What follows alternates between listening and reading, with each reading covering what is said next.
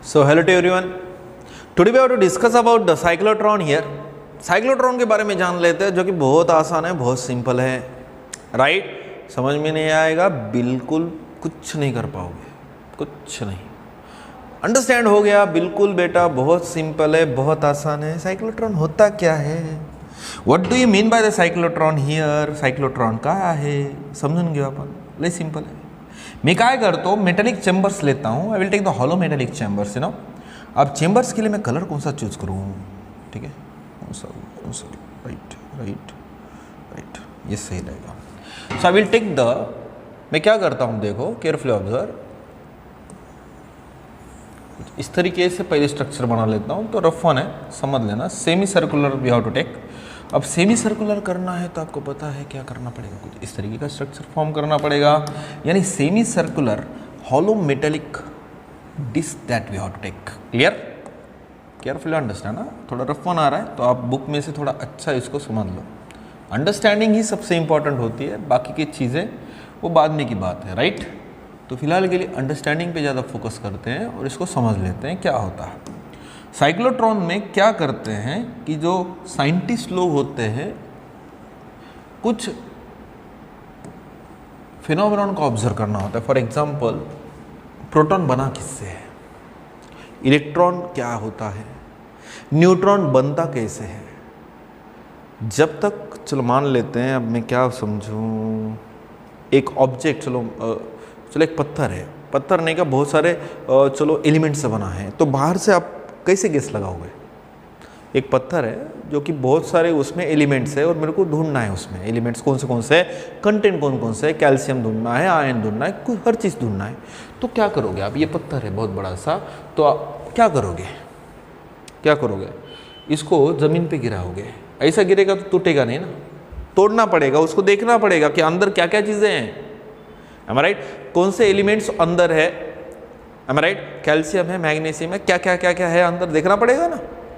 तो मैं क्या करता हूँ, उसको हल्के से छोड़ता हूँ तो गिरेगा तो टूटेगा नहीं. तो मैं क्या करता हूँ, जोर से गिरा देता हूँ, जोर से टपका देता हूँ. तो क्या हो रहा है? जोर से यानी फोर्स ज़्यादा है.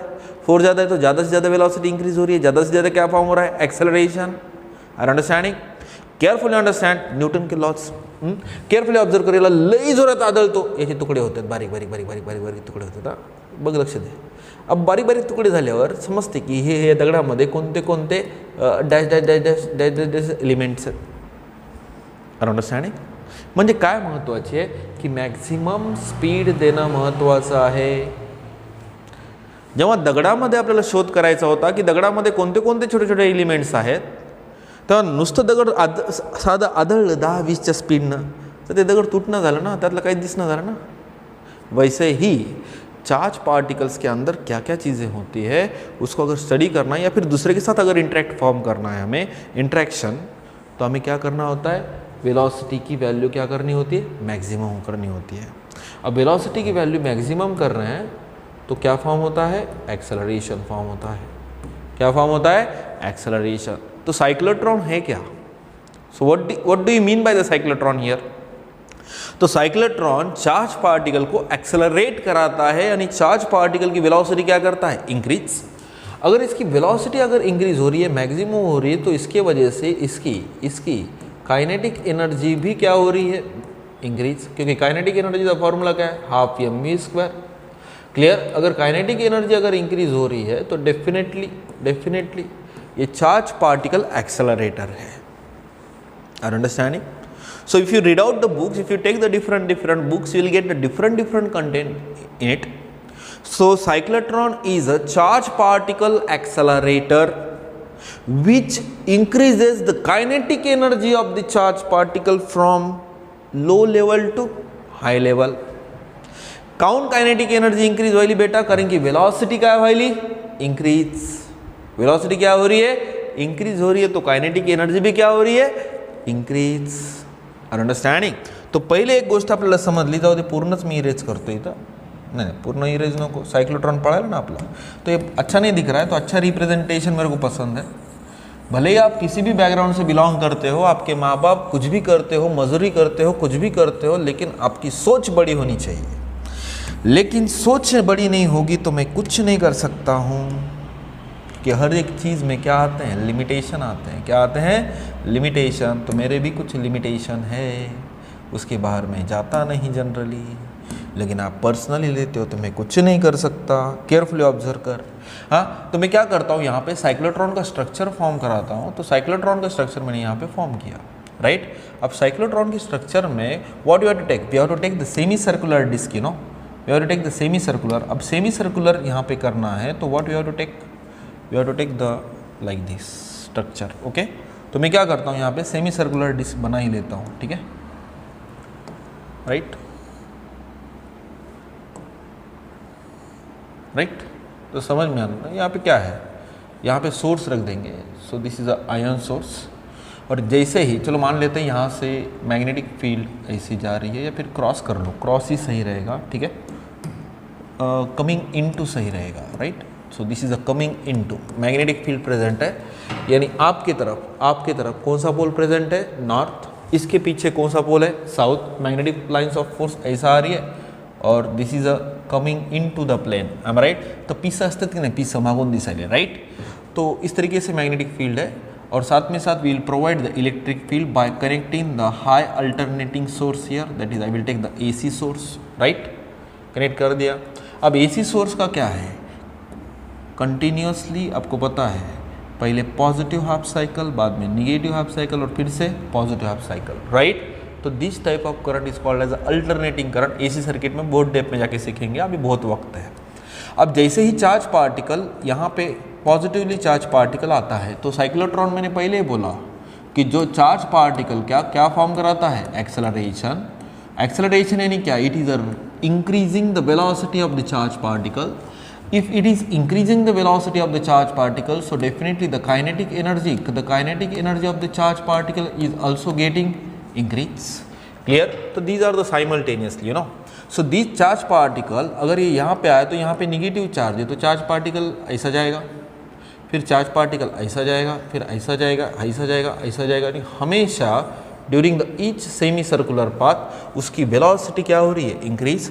तो मैंने आपको सिखाया था कि linear speed is equal to what, radius into कौन सी स्पीड होती है, एंगुलर स्पीड। अब मुझे बताएंगे कि रेडियस हर बार रेडियस में क्या हो रहा है, चेंज यानी इंक्रीज हो रही है ना। सो डेफिनेटली रेडियस अगर इंक्रीज हो रही है तो वेलोसिटी भी क्या होगी, इंक्रीज होगी। Clear? So what happening here, so in the cyclotron पूरा के पूरा यहाँ पे डिस्क्रिप्शन देना इम्पॉसिबल है। इम्पॉसिबल है नहीं क्या, वीडियो की लेंथ बहुत बड़ी हो जाएगी। एक ही साइक्लोट्रॉन का लेक्चर 50 मिनट्स का बन जाएगा, तो आप देखोगे नहीं, जाहिर सी बात है, स्किप करके मास्टर क्या सिखा रहा है पूरा स्किप कर दोगे, राइट।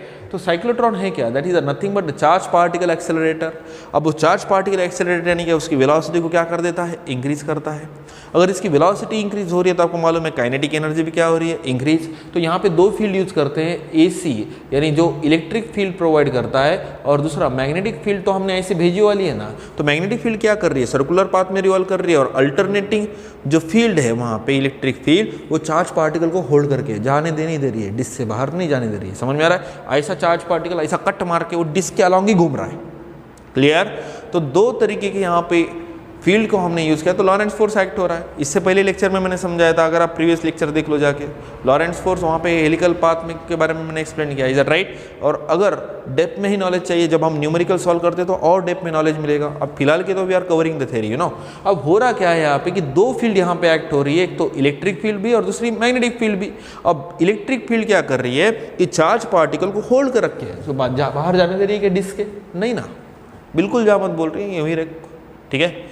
और यहाँ पे मैग्नेटिक फील्ड कौन से पाथ में घुमा, सर्कुलर पाथ। तो हो रहा क्या है कि साइक्लोट्रॉन में चार्ज पार्टिकल का क्या फॉर्म हो रहा है, एक्सेलरेशन। एक्सेलरेशन यानी क्या, इंक्रीजिंग वेलोसिटी। अगर इंक्रीजिंग वेलोसिटी है तो काइनेटिक एनर्जी भी क्या हो रही है, इंक्रीज। डन। अब सबसे मेन मुद्दा क्या है कि साइक्लोट्रॉन पे क्वेश्चन किस टाइप पे आते हैं, ठीक है, मुद्दे की बात। ये तो हो गया पूरा जनरल, हमने अंडरस्टैंड कर लिया है कि साइक्लोट्रॉन कैसा वर्क करता है। ये तो जनरल कंसेप्ट है जो कि हमारे लिए आगे चल के कंसेप्चुअल यानी थ्योरेटिकल क्वेश्चन के लिए बहुत इंपॉर्टेंट रहने वाला है, राइट। अभी फिलहाल के लिए यहाँ पे साइक्लोट्रॉन में क्या क्या इंपॉर्टेंट है, तो पहले सीरीज से अंडरस्टैंड करना पड़ेगा, from the cyclotron formula, from the basic. Okay, so ये पूरा जो अननेसेसरी डाटा है तो मैंने डिलीट कर दिया। So I will change our original colour here. तो इसमें इंपॉर्टेंट क्या क्या रहने वाला, what we have to understand. सबसे मेन मुद्दा, साइक्लोट्रॉन पे बहुत सारे क्वेश्चन आए, अगर आप प्रीवियस 5 ईयर का डाटा अगर उठाते हो तो बहुत सारे क्वेश्चन आपको मिल जाएंगे साइक्लोट्रॉन पे। तो हमें क्या क्या डिस्कस करना है, तो पहले साइक्लोट्रॉन फॉर्मूला, ठीक है, cyclotron formula that we have to take. तो साइक्लोट्रॉन फॉर्मूला है क्या, आपको पहले ही बोला सर्कुलर पाथ में रिवॉल्व कर रहा है, तो magnetic force must be equal to the कौन सा फोर्स, सेंट्रीपिटल फोर्स, बार बार उसको दोहरा रहा हूँ, इंपॉर्टेंट है। मैग्नेटिक फोर्स क्या होता, that is the Q V B into कौन सा theta, sine theta, because this is the vector product you know, is equal to what, centripetal force के कितने फॉर्मूले हैं, that is the M V square by R. Clear. So sine theta maximum होना चाहिए, magnetic field के साथ perpendicular है, cross product यानी एंगल कितना लेंगे 90 डिग्री, यानी चार्ज पार्टिकल ऐसा जा रहा है, मैग्नेटिक फील्ड ऐसे है, तो एक दूसरे को क्या है, परपेंडिकुलर है, राइट। सो हमने एक इक्वेशन को निकाला था, that is a Q V B is equal to what, M V square by what R. Clear, V V get cancel. इससे पहले लेक्चर देखो आप, कितना ज़्यादा फोकस कर रहा हूँ, तो मला सांग काय भेटेल बेटा, that is a Q B R is equal to what, M into what V. तो M into mass into velocity यानी किसको रिप्रेजेंट कर रहा है, ये मोमेंटम को रिप्रेजेंट कर रहा है। बट इसको मैं क्या करता हूँ, याद रखिए, या फिर कन्वर्ट नहीं करेंगे, रहने देंगे, that is a P is equal to Q B R as it is. तो पी यानी क्या है, मोमेंटम। चलो ये भी हमारे लिए इंपॉर्टेंट हो गया, हमें इंपॉर्टेंट चीज़ों को ऊपर फोकस करना है राइट नाउ। उसके बाद हमें अंडरस्टैंड करना है किसके बारे में, यहाँ पे साइक्लोट्रॉन फ्रीक्वेंसी को डिस्कस करना है। तो एक चीज़ आपको ऑब्जर्व किया क्या आपने, जैसा ही एक चार्ज पार्टिकल कुछ इस तरीके से सेमी सर्कुलर डिस्क थी, राइट, तो इस तरीके से मूव हुआ था लाइक दिस। तो मुझे बताएंगे पूरा एक सर्कल थोड़ी किया था उसने, आधा सर्कल को कवर किया था, इज दैट राइट। तो पूरा एक कंप्लीट रिवॉल्यूशन को याद रखना, एक कंप्लीट, चलो मान लेते पार्टिकल ए से निकला और फिर से किधर आया, ए पे आया, राइट। तो एक रिवॉल्यूशन कंप्लीट हुआ, right. If the one revolution completes, so definitely क्या बिकम होता है, time period. Time period is equal to what, the length of the circumference that is the radius, I will take the small R, divided by what, speed important है, right.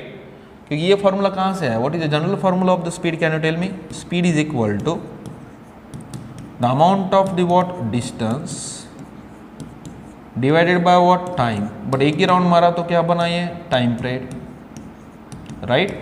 तो ये फॉर्मूले से मैंने ये फॉर्मूले को माइंड में ही कंस्ट्रक्ट कर लिया, जो एवरेज स्टूडेंट है वो ये जान ले, राइट। तो टाइम पीरियड को हमने किया इधर और स्पीड को किया इधर, तो ये अपने को फॉर्मूला मिल गया, राइट। बट आपको पता है ना ये क्या हो रहा है कि ये तो आधा ही रिवॉल्यूशन कंप्लीट कर रहा है, आधा यानी टाइम पीरियड का क्या होगा, हाफ। क्लियर। तो साइक्लोट्रॉन फ्रीक्वेंसी पे ही क्वेश्चन होते हैं generally, we are discussing the frequency, you know. So if you are getting the time period, so we can determine the cyclotron frequency. So what is mean by the frequency? Can you tell me? What is the general formula for the frequency that represents the reciprocal of the time period? You know, clear? So we'll take the reciprocal of the time period. क्या होगा मेरे को बताएंगे? That is the 1 by time period क्या आया? That is the 2 pi r by what v. So we'll rearrange it. Okay, तो इधर जाएगा. तो मुझे बताएंगे क्या आएगा?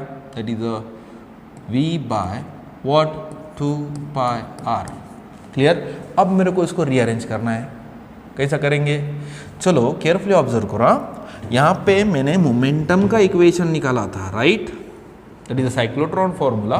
तो यहाँ पे मैं रीअरेंज करता हूँ कैसा, so I will multiply m divide by m, right. So it will get that is m into v divided by what, that is 2 pi r into what, m। Clear. तो ये किसको रिप्रेजेंट कर रहा है, momentum को, right. So momentum by 2 pi r into what, m। So cyclotron formula तो हमने निकाला ना, क्या निकाला, that is a q b into what, r, right. So सीधा सीधा वैल्यू को पुटअप करते हैं, that is a q b r divided by what, 2 pi r into what, m। Again r get cancel. तो इसलिए मैं बोलता हूँ हमेशा कंसेप्ट आपके बहुत स्ट्रांग होने चाहिए, क्लियर। तो होना क्या है यहाँ पे, सो फ्रीक्वेंसी जो कि साइक्लोट्रॉन फ्रीक्वेंसी है is equal to what, that is a Q B by 2 pi m. So that is the required expression of what? Cyclotron frequency. Clear? अब हमें अंडरस्टैंड करना है, we have to determine an expression of what? Energy of the charge particle in the cyclotron. So what is the general formula of the energy? तो आपको पता है ना, मैं तो बोल रहा था, ये इसकी काइनेटिक एनर्जी क्या हो रही है? इंक्रीज. यानी we have to determine an expression of what? Kinetic energy here, which is a very simple. So what is the general formula of the kinetic energy? Can you tell me? What is general formula? That is a half m v square, right? So that is the general formula of the kinetic energy. So we have to rearrange it because we are using the cyclotron. Clear? अब cyclotron को है तो definitely that we have to convert it. तो कितना simple है, मेरे को बोलो. That is a half m I will take v square, I will multiply by m and divide by m. Is that right? So I will use the multiplicative identity here. So m into m क्या आएगा? That is a m square v square, तो bracket का square लिख सकता हूँ, divided by what? m. तो मुझे बताएंगे क्या आएगा? p square by what? 2m. Clear? अब देखो, हाँ, momentum that we have taken the QBR, you know, so will take the value direct. तो I will take the QBR का क्या आएगा? Square whole term divided by what? 2m. Clear? So what will take? That is q square b square r square by what? 2m. So what we will get? We have to take the proportionality sign. तो मैंने पहले बोला था कि जब नहीं क्या इस पे हर बार ये रिवॉल्यूशन ले रहा है तो उसकी क्या इंक्रीज हो रही है? रेडियस. तो ये जनरल फॉर्मूला तो हमने डिस्कस किया था ना, ये 11 में मैंने सिखाया.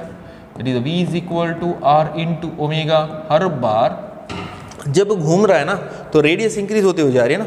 अगर रेडियस इंक्रीज हो रही है तो लीनियर स्पीड भी क्या हो रही है? इंक्रीज. तो मुझे बताएंगे रिलेशन क्या बनेगा?